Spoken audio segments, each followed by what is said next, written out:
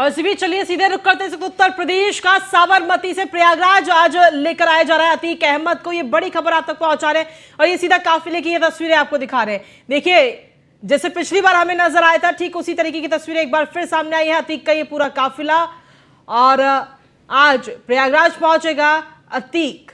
Don को कहीं ना कहीं अब डर जरूर लग रहा है क्योंकि उसने कहा भी था कि अब मिट्टी में मिल गया, तो अब अतीक अहमद कहीं ना कहीं खौफ में नजर आ रहा है। डॉन को एनकाउंटर का डर भी कहीं ना कहीं सता रहा है। ये तस्वीरें आपको दिखा रहे हैं अतीक अहमद के पूरे काफिले की। अतीक अहमद को कड़ी सुरक्षा के साथ में प्रयागराज लाया जा रहा है। तस्वीरें देख रहे हैं सीधे अतीक अहमद के काफिले की सीधी तस्वीरें न्यूज वन इंडिया पर एक्सक्लूसिव। 184 किलोमीटर दूर है इस वक्त प्रयागराज से और माफिया अतीक अहमद दूसरी बार, इससे पहले 26 मार्च को प्रयागराज की पुलिस जो है लेकर के साबरमती से आई थी और ये दूसरी बार माफिया अतीक को लेकर के प्रयागराज की तरफ बढ़ चली है। हाई सिक्योरिटी में चल रहा है अतीक अहमद का पूरा ये काफिला और जबरदस्त सिक्योरिटी के बीच इस वक्त जो है जो पुलिस है जबरदस्त सिक्योरिटी के बीच में लेकर के अतीक को जा रही है। और अतीक का काफिला आप न्यूज वन इंडिया पर एक्सक्लूसिव देख सकते हैं कि किस तरीके से अतीक अहमद को कड़ी सुरक्षा में पुलिस लेकर के जा रही है। इस पूरी कड़ी सुरक्षा के बीच में अतीक अहमद को लेकर के जा रही है और ये जो तस्वीरें हैं न्यूज वन इंडिया आपको सुपर एक्सक्लूसिव तस्वीरें दिखा रहा है।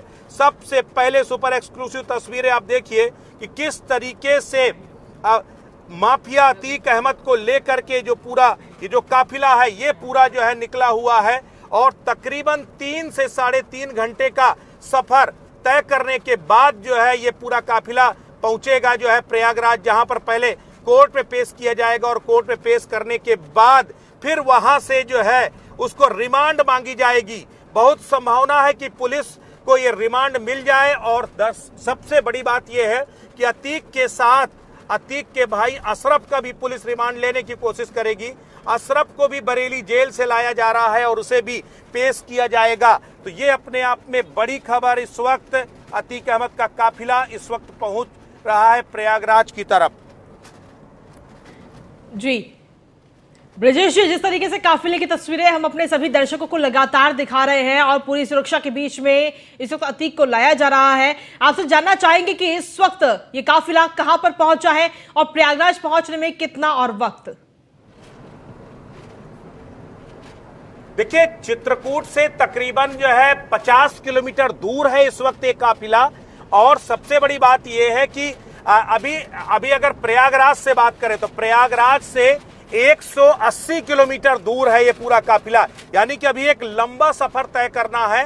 तकरीबन यहां से 50 किलोमीटर 45 किलोमीटर चलने के बाद ये जो बुंदेलखंड एक्सप्रेसवे है ये खत्म हो जाएगा और बुंदेलखंड एक्सप्रेसवे खत्म होने के बाद जो है ये जो है उसके बाद फिर आपको हाईवे मिलेगा प्रयागराज का, लेकिन वो सिंगल रास्ता होगा और इस रास्ते के जरिए जो है जाने में थोड़ा सा समय लगेगा, लेकिन नॉन स्टॉप दरअसल पूरा काफिला चल रहा है, इसलिए ये जो है तकरीबन 3 से 3.5 घंटे का समय लगेगा। तो ओवरऑल अगर देखा जाए तो 4-4:30 बजे तक ये काफिला जो है प्रयागराज पहुंचेगा और उसके बाद उन्हें सीजीएम कोर्ट में पेश किया जाएगा। और आज महत्वपूर्ण पेशी है कोर्ट में। बी वारंट लेकर के प्रयागराज की पुलिस जा रही है।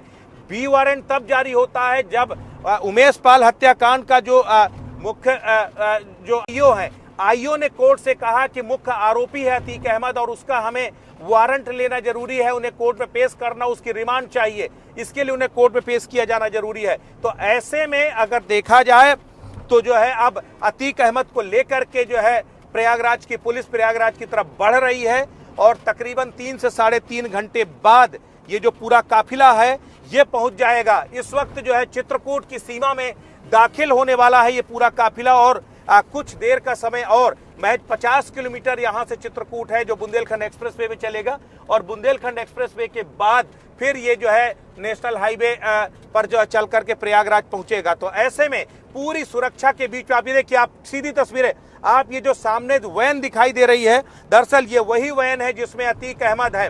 अब जिस तरीके से चूंकि जबरदस्त गर्मी है और पूरी वैन में जो है हाई सिक्योरिटी है, जो पुलिस के जवान है वो पूरी तरीके से bullet proof jacket, body warmer कैमरे, उन तमाम अत्याधुनिक जो संसाधन है उससे लैस है, पूरी तरह से हाई सिक्योर्ड वैन में लेकर के अतीक अहमद को जाया जा रहा है।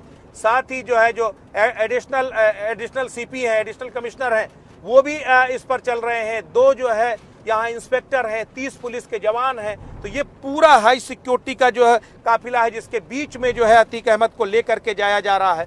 भले ही अतीक अहमद अपनी जान का खतरा बता रहा हो, लेकिन हकीकत ये है कि जबरदस्त सुरक्षा के बीच में प्रयागराज की पुलिस लेकर के जा रही है। और सबसे बड़ी बात है कि स्पीड की अगर बात करें तो तकरीबन 60 से 70 की स्पीड पे पूरा काफिला चल रहा है। इसका मतलब, चूंकि इससे पहले राजस्थान बॉर्डर में अतीक की गाड़ी खराब हुई थी, जिसको बनवाया गया था, जिसमें 2-2.5 घंटे का समय लगा था, लेकिन चूंकि उसी गाड़ी पर लेकर के जा रहे हैं, ऐसे में इस बार पिछली बार की अपेक्षा इस बार स्पीड कम है, पिछली बार की अपेक्षा इस बार भीड़ भी कम है, और जो मीडिया की क्यूरियोसिटी थी वो भी पहले से कम है। लेकिन सबसे बड़ी बात यह है कि अतीक अहमद का दिल उसी तरह धड़क रहा है। अतीक अहमद को इस बार अपनी जान का खतरा ज्यादा सता रहा है। उसको 2 तरफ से डर लग रहा है। एक तरफ जब रिमांड में लिया जाएगा तो पुलिस सब तरीके से, कहते हैं साम दाम दंड भेद, हर एक तरीके से पुलिस इन्वेस्टिगेट करती है। तो जब पुलिस पूछताछ करेगी जो है, तब उससे जो है कहीं ना कहीं जो है कुछ सच्चाई निकल के आएगी। उमेश पाल हत्याकांड से जुड़ी हुई वो तमाम सच्चाई जो है निकल के आएगी, जिसके जरिए ये पता चलेगा कि आखिर किस तरीके से जो है इस पूरे उमेश पाल हत्याकांड में क्या भूमिका थी जो है उसका भी पता चलेगा। तो लगातार पुलिस ये तलाशने की कोशिश कर रही है, क्योंकि देखिए पुलिस के हाथ उमेश पाल हत्याकांड में अभी तक खाली है। अभी तक पुलिस ये पता लगा पाने में नाकामयाब रही है कि 5 हत्यारोपी जो अभी तक फरार है वो आखिर गए कहां, किसके पास हैं, किसने उनको छिपाया, कौन उनके मददगार हैं। तो अभी तक इन सबसे जो है पुलिस बेखबर है, पुलिस वहां तक नहीं पहुंच पाई। ऐसे में अतीक और अशरफ की जो निशानदेही पर कोई बड़ी जो है बरामदगी हो सकती है, हत्यारोपियों की गिरफ्तारी हो सकती है। ऐसे में ये बेहद अहम है। ये पूरा जो है ये जो पूरी अगर देखा जाए रिमांड पे लेने की जो प्रक्रिया है, ये अपने आप में बेहद अहम है। और इसको लेकर के जो है फिलहाल जो पुलिस की टीम है वो हाई सिक्योरिटी के साथ अतीक अहमद को लेकर के जा रही है। पिछली बार की अगर मैं बात करूं तो आपको ये जो पुलिस वैन दिखाई दे रही है, इस पुलिस वैन में आज आपको कुछ जालियां दिखाई दे रही होंगी। या अब देखिए, मैं आपको बेहद नजदीक से नजारा आपको दिखाने की कोशिश करता हूं। हम पुलिस वैन के न्यूज वन इंडिया आपको ये एक्सक्लूसिव तस्वीरें दिखा रहा है, सुपर एक्सक्लूसिव तस्वीरें आपको हम अतीक अहमद को भी दिखाने की कोशिश करेंगे, क्योंकि पिछली बार वो पूरे कर्टन भी डाले हुए थे। इस बार लेकिन वो कर्टन जो है कुछ हद तक खुले हैं, तो शायद आपको अतीक अहमद को भी हम दिखा पाए कि किस तरीके से जो है अतीक अहमद को जबरदस्त सुरक्षा के बीच में लाया जा रहा है। आप ये देखिए, ये आपको सीधी तस्वीरें आपको न्यूज वन इंडिया दिखा रहा है। पूरी तरीके से हाई सिक्योर्ड, अंदर हाईली इक्विप्ड जो है ये पूरे अन जिनको रखा गया है। और ये पूरी हाई सिक्योरिटी के बीच में देखिए, चूंकि उस पुलिस वैन के इर्द गिर्द जो है सिक्योरिटी नहीं जाने दे रही, उनको वो मना कर रही है। लेकिन हम आपको लगातार वो एक्सक्लूसिव तस्वीरें दिखा रहे हैं कि किस तरीके से अतीक अहमद का ये काफिला धीरे धीरे करके वो अपने घर के पास पहुंच रहा है। लेकिन एक व्यक्ति को अपने घर पर पास जाने में जो खुशी होती है, आज उसे पछतावा हो रहा है। आज अतीक अहमद ने जिस तरीके से बयान दिया कि सरकार ने कहा था मिट्टी में मिला देंगे, हम मिट्टी में तो मिल चुके हैं, अब हम मिट्टी में मिलने के बाद घसीटे जा रहे हैं। आप सोचिए, एक ऐसे कुख्यात माफिया, एक अपराधी जिसको डॉन कहा जाता था, कहते थे माफिया अतीक अहमद का अपना रसूख और इकबाल ऐसा था कि जहां पर पुलिस के बड़े बड़े अधिकारी उसके सामने सजदा किया करते थे, सरकार के बड़े बड़े मंत्री उसके सामने दंडवत होते थे, किसी की हैसियत नहीं थी कि उससे ऊंची आवाज में बात कर ले। आज इसी लकड़ी की तख्ती में इस पूरे प्रिजनर वैन में बिठा करके अतीक अहमद को 1300 किलोमीटर का सफर करा रही है पुलिस। और सबसे बड़ी बात है, वो कह रहा है कि मेरे पूरे परिवार को मिट्टी में मिला दिया, अब हमें घसीटा जा रहा है, हम पूरी तरीके से बर्बाद हो गए हैं, साबरमती जेल में हमें पनिशमेंट दिया जा रहा है। ये वही माफिया है जो जेलों में राज किया करता था। ये वही अतीक अहमद है जिसने एक व्यापारी को अगवा करवाया और अगवा करवाने के बाद देवरिया की जिस जेल में बंद था वहां पर उसको मंगवाया, यानी जेल के अंदर जहां कैदी बंद होते हैं वहां वो अगवा करके उसको मंगवाया। उसके बाद जबरदस्त मारपीट की गई। तो अब आप सोचिए कैसा था अतीक अहमद का रसूख।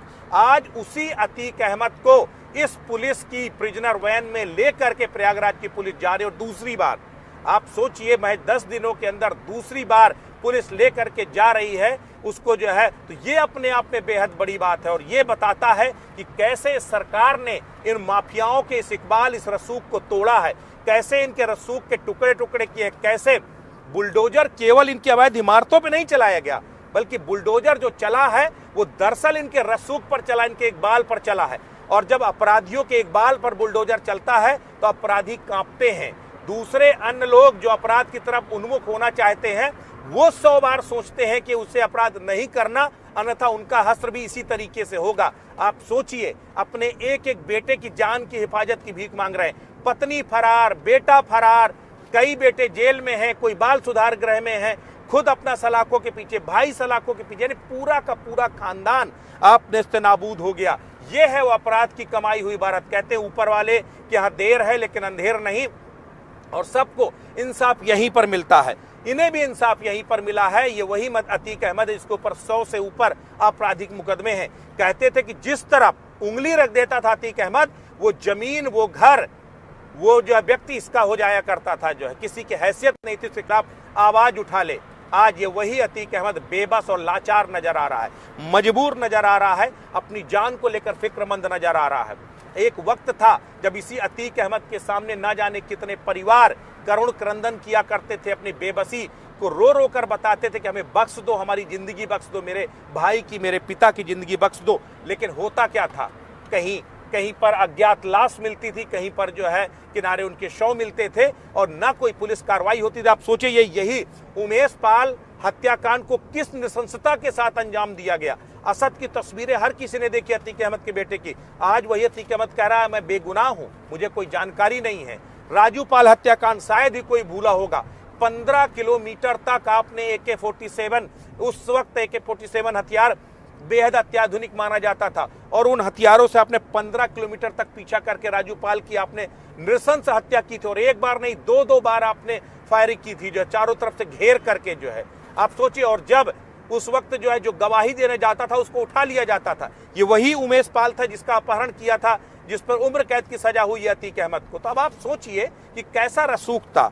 आज योगी सरकार ने, आज मुख्यमंत्री योगी आदित्यनाथ ने कहा था कि मिट्टी में मिला देंगे, आज इनके रसूख को मिट्टी में मिला दिया है। लेकिन उमेश पाल हत्याकांड में अभी भी पुलिस के हाथ खाली है, और पुलिस उन तमाम अपराधियों को खंगालने के लिए दिन रात एक किए हैं। ऐसे में अतीक अहमद से जो पूछताछ है, अतीक अहमद और अशरफ से जो क्रॉस इन्वेस्टिगेशन होगी, अलग अलग पहले रिमांड में लेके पुलिस पूछताछ करेगी, तमाम सवालात हैं, उन सवालों के जवाब खंगालेगी, और उसके बाद उन्हें दोबारा एक दूसरे के साथ क्रॉस बिठाएगी, और क्रॉस बिठाने के बाद फिर उनसे पूछताछ करेगी, और उनसे उन तमाम जो अगर वो झूठ बोल रहे हैं तो उनको मिला करके जो है उसको जो है वो पूछताछ करेगी, सच्चाई निकालने की कोशिश करेगी। तो कहीं ना कहीं बेहद अहम की फैक्टर होगा अतीक अहमद और अशरफ से पुलिस की ये पूछताछ।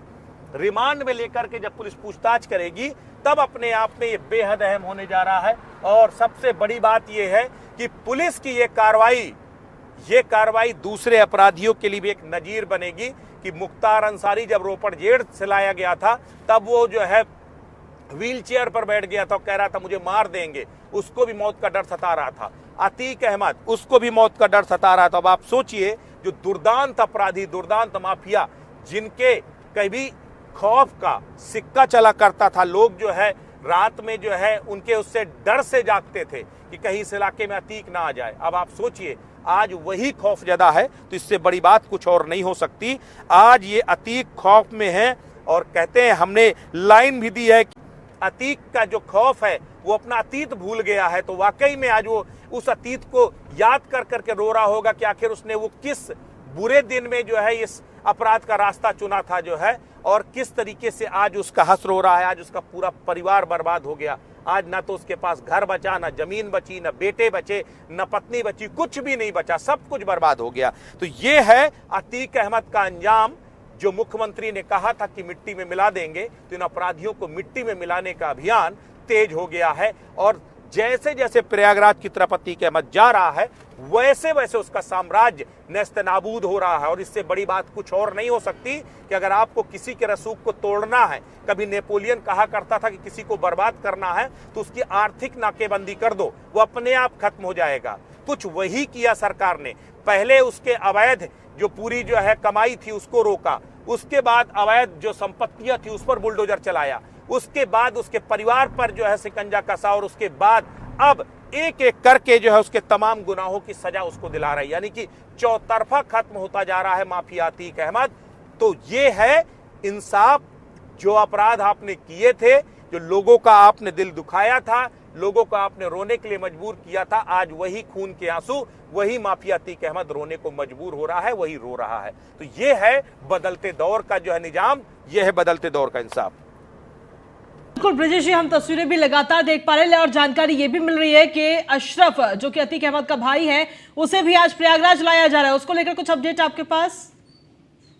समय बचा है, महज 32 किलोमीटर बाद ये बुंदेलखंड एक्सप्रेस वे खत्म हो जाएगा और इसी के साथ जो है चित्रकूट की सीमा पार करके जो है आगे बढ़ेगा जो है अतीक अहमद। तो ये सबसे बड़ी बात है। ये इंतजार किया जा रहा है कि अब कितनी समय अतीक अहमद को प्रयागराज पहुंचाया जाएगा, कब अतीक अहमद प्रयाग पहुंचेगा, ये देखने वाली बात होगी। लेकिन यहां से 3 से 3.5 घंटे का सफर इस वक्त जो है बाकी है, जब अतीक अहमद को जो है लेकर के जो है प्रयागराज पहुंचेगी। यानी तकरीबन 4:30-5 बजे का वक्त हो जाएगा और संभवतः तब तक कोर्ट बंद हो चुकी होगी। तो ये बहुत संभावना है कि स्पेशल कोर्ट में उसको पेश किया जाए, या ये भी संभव है कि आज उसको जो है, अगर पेशी आज नहीं हो पाती है तो आज पहले उसको नैनी जेल में रखा जाए और नैनी जेल में रखने के बाद फिर उसको कल कोर्ट में पेश किया जाए। तो ये अपने आप पे देखने वाली बात होगी कि आखिर क्या समय से, आज कोर्ट के समय से अतीक अहमद को वहां पहुंचाया जा सकता है या नहीं पहुंचाया जा सकता है। लेकिन बहुत मुश्किल है, क्योंकि 4:30 बजे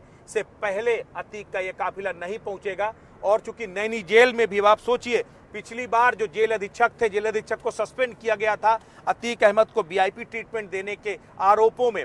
इस बार अतीक अहमद के नैनी जेल पहुंचने से पहले ही वहां पर जो है पुलिस के अधिकारियों ने, प्रशासन के अधिकारियों ने पूरे नैनी जेल का निरीक्षण किया है। एक एक जगह पर खाक छानी है कि कहीं कोई वीआईपी ट्रीटमेंट देने की तैयारी तो नहीं है। तो वो तमाम चीजें हाई सिक्योरिटी बैरिक में नैनी जेल में रखा जाएगा अतीक अहमद को जो है, जहां पर न सिर्फ जो ऑनलाइन सीसीटीवी कैमरे होंगे, बल्कि इसके साथ ही हाई सिक्योर्ड बैरिक होगी। वहां अतीक से कोई नहीं मिल सकता, न किसी से अतीक को मिलने दिया जाएगा। तो ये पूरे इंतजामात इस वक्त प्रयाग में किए गए हैं, नैनी जेल में किए गए हैं। और अतीक के साथ साथ चूंकि अशरफ को भी लाया जा रहा है, अशरफ भी अतीक के समय पर ही प्रयागराज पहुंचेगा और उसको भी कोर्ट में पेश किया जाएगा। तो दोनों को कोर्ट में पेश करने के बाद दोनों की रिमांड मांगेगी प्रयागराज की पुलिस। दोनों की रिमांड लेकर के उनसे जो है बिठा करके उनसे रिमांड में लेकर के पूछताछ करेगी। और मुझे लगता है ये रिमांड लंबी रिमांड मांगेगी, क्योंकि मामला बड़ा है। ऐसे में उन तमाम जो है कड़ियों को जोड़ने की कोशिश करती हुई पुलिस दिखाई देगी। और ऐसे में बेहद दिलचस्प होगा ये देखना कि कोर्ट आखिर कितने दिनों की रिमांड एक्सेप्ट करती है, कितने दिनों की रिमांड देती है। तो फिलहाल प्रयागराज की तरफ तेजी के साथ बढ़ रहा है। न्यूज वन इंडिया आपको पल पल की एक्सक्लूसिव तस्वीर दिखा रहा है। अतीक के काफिले से एक सुपर एक्सक्लूसिव तस्वीरें आपको न्यूज वन इंडिया दिखा रहा है कि किस तरीके से अतीक अहमद को जबरदस्त सुरक्षा के बीच में, हाई सिक्योरिटी के बीच में उसको जो है लेकर के आया जा रहा है। और जिस तरीके से वो बार बार कह रहा है कि मेरी जान को खतरा है, उत्तर प्रदेश की पुलिस मुझे मरवाना चाहती है, तो उधर दूसरी तरफ उत्तर प्रदेश की पुलिस कड़ी निगहबानी के बीच में अतीक अहमद को लेकर के जा रही है। और ये अपने आप में बड़ी बात है कि अतीक अहमद को पूरी सुरक्षा के साथ लेकर के जाया जा रहा है, ताकि किसी भी तरीके से उसकी सुरक्षा में कोई सेंधमारी ना हो सके, किसी भी तरीके से उसकी सुरक्षा को लेकर के कोई खिलवाड़ ना हो सके। ये लगातार कोशिश की जा रही है। तो अतीक का काफिला तेजी के साथ बढ़ रहा है। अब महज 29 किलोमीटर दूर बचा है। जो ये बुंदेलखंड एक्सप्रेस वे महज 29 किलोमीटर का बचा है। उसके बाद चित्रकूट में दाखिल होगा, भरतकूप से ये पूरा काफिला निकलेगा और उसके बाद जो है फिर ये तेजी के साथ आगे बढ़ेगा जो है। तो कहीं ना कहीं ये काफिला प्रयागराज की तरफ बढ़ रहा है। तेजी के साथ जो है अतीक अहमद को प्रयागराज ले जाने की तैयारी हो रही है। ये काफिले की तस्वीरें, एक्सक्लूसिव तस्वीरें न्यूज वन इंडिया आपको दिखा रहा है और बता रहा है पल पल की अपडेट कि कैसे अतीक अहमद को उसके गुनाहों की सजा दिलाने के लिए उत्तर प्रदेश की पुलिस अब प्रयागराज की तरफ बढ़ रही है। दूसरी बार 26 मार्च को पहली बार लाया गया था, दूसरी बार उसको लेकर के जाया जा रहा है। और अब इस बार रिमांड में लेकर के अच्छी तरीके से पूछताछ होगी और एक एक सच्चाई उगलवाने की कोशिश होगी। तो अतीक अहमद का काफिले की न्यूज वन इंडिया आपको एक्सक्लूसिव तस्वीरें दिखा रहा है, वो लगातार तस्वीरें बता रहा है कि किस तरीके से न्यूज वन इंडिया इस वक्त जो है आपको वो तस्वीरें दिखा रहा है कि कैसे वो काफिला तेजी के साथ इस वक्त बुंदेलखंड एक्सप्रेसवे में बढ़ रहा है। ये वही बुंदेलखंड एक्सप्रेसवे है जहां पर कभी कहा जाता था कि ये अतीक अहमद का यहां पर सिक्का चलता है। इस पूरे इलाके में अतीक अहमद के ना जाने कितने गुर्गों ने अपराध की एक नई फहरिस्त लिखी थी। इस पूरे इलाके में उसका सिक्का चलता था। बांदा जेल में लंबे समय तक अतीक अहमद बंद रहा, जहां पर उसका पूरा परिवार रहा करता था। चित्रकूट से लगा हुआ इलाहाबाद यानी प्रयागराज का पूरा वो इलाका है जो जिस इलाके में कभी वो आतंक की इबारत लिखा करता था। तो ये अपने आप में बेहद अहम है। ये तस्वीरें आपको न्यूज वन इंडिया एक्सक्लूसिव दिखा रहा है।